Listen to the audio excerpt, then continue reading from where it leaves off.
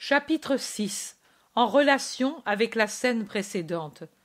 Jésus dit: les prières ardentes de Marie ont anticipé de quelque temps ma résurrection. J'avais dit: le Fils de l'homme va être tué, mais il ressuscitera le troisième jour.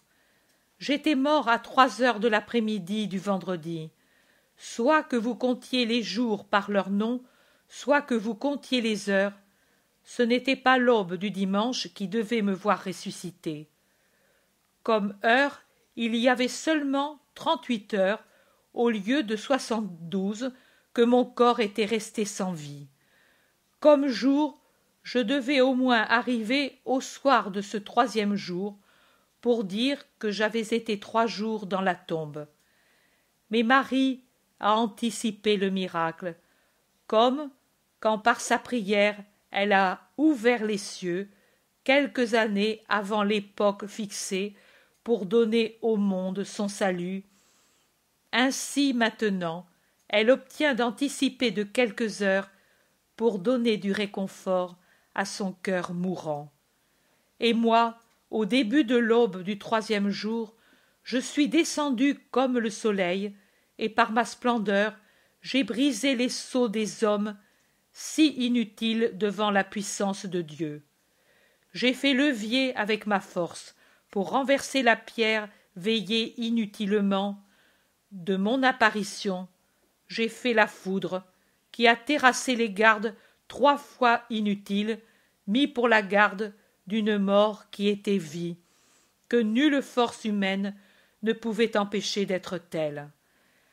Bien plus puissant que votre courant électrique, mon esprit est entré comme une épée de feu divin pour réchauffer la froide dépouille de mon cadavre, et au nouvel Adam, l'Esprit de Dieu a insufflé la vie en se disant à lui-même: Vis, je le veux.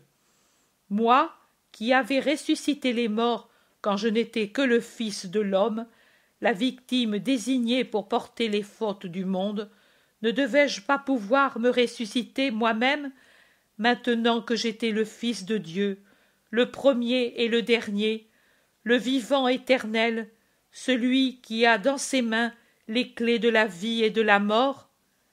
Et mon cadavre a senti la vie revenir en lui.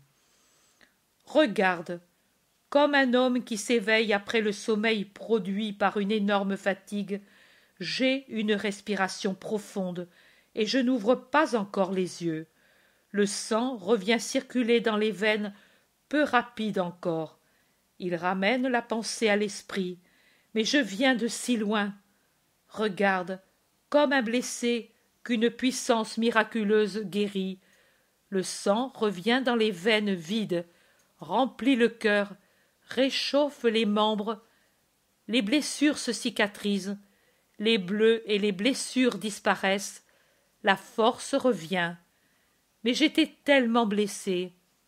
Voilà, la force agit. Je suis guéri. Je suis éveillé. Je suis revenu à la vie. J'étais mort. Maintenant je vis. Maintenant je ressuscite. Je secoue les linges de mort. Je jette l'enveloppe des onguents.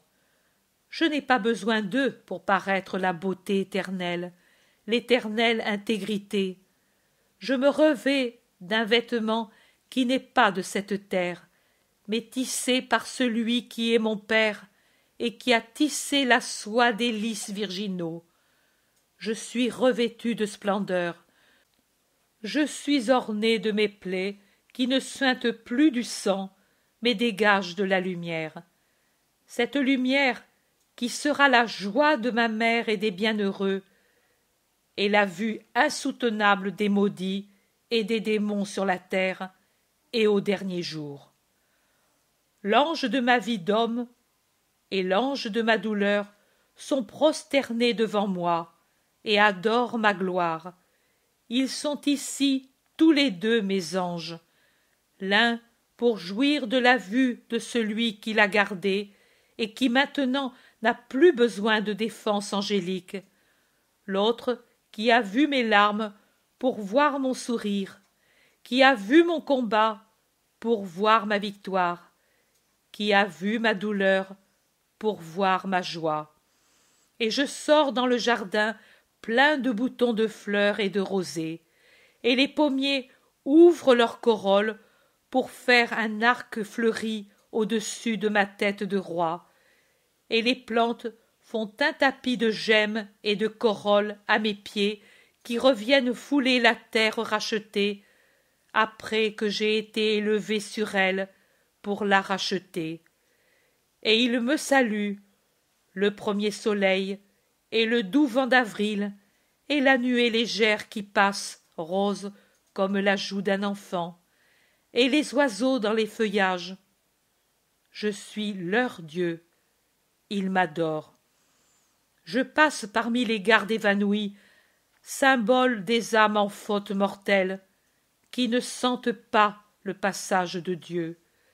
C'est Pâques, Marie, c'est bien le passage de l'ange de Dieu, son passage de la mort à la vie, son passage pour donner la vie à ceux qui croient en son nom. C'est Pâques, c'est la paix qui passe dans le monde, la paix qui n'est plus voilée par la condition d'homme, mais qui est libre, complète dans l'efficience de Dieu qui lui est revenue. Et je vais trouver la mer. Il est bien juste que j'y aille.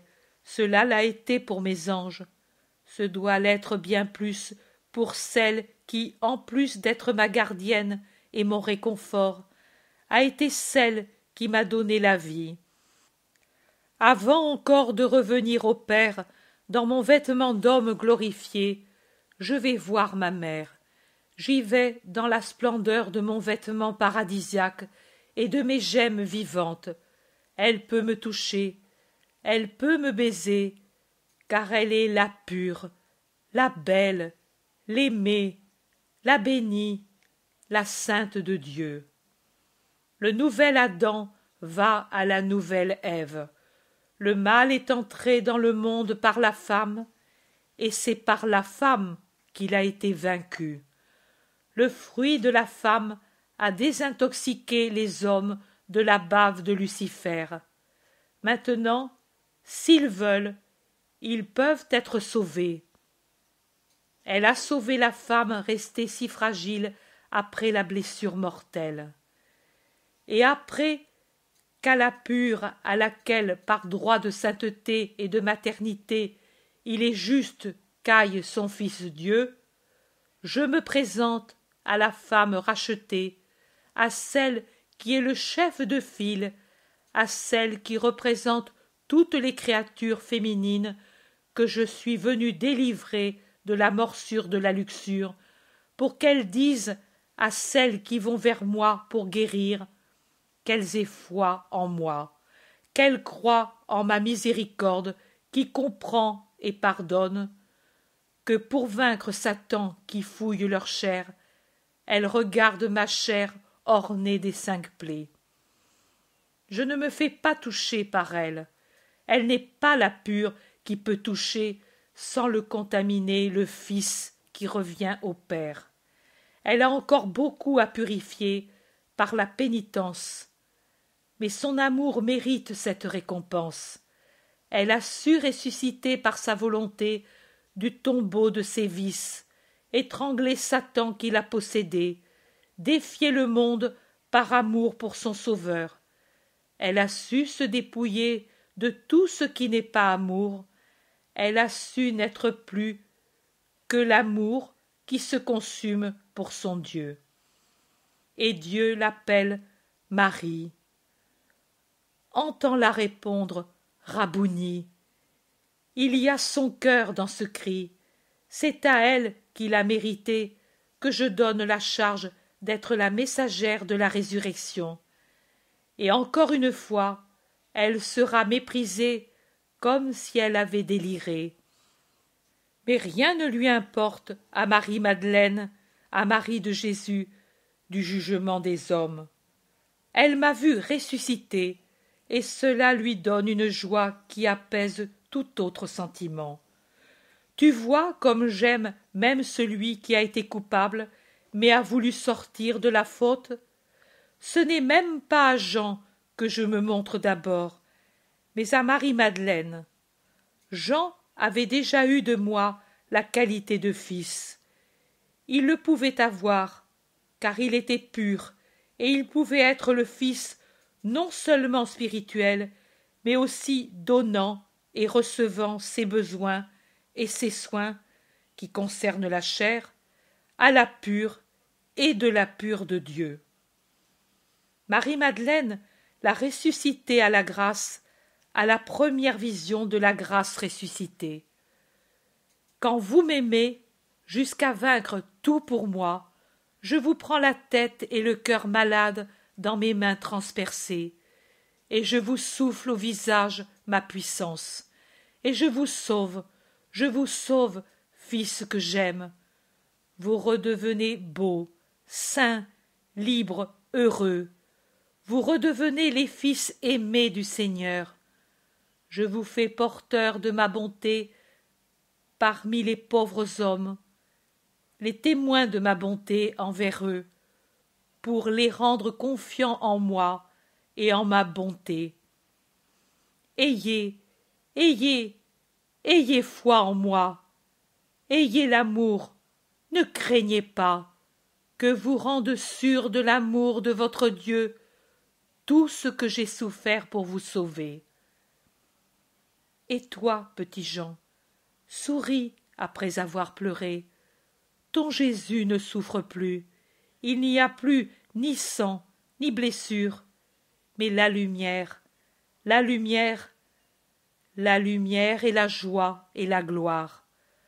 Ma joie et ma lumière sont en toi, jusqu'à ce que vienne l'heure du ciel, du ciel, du ciel, du ciel.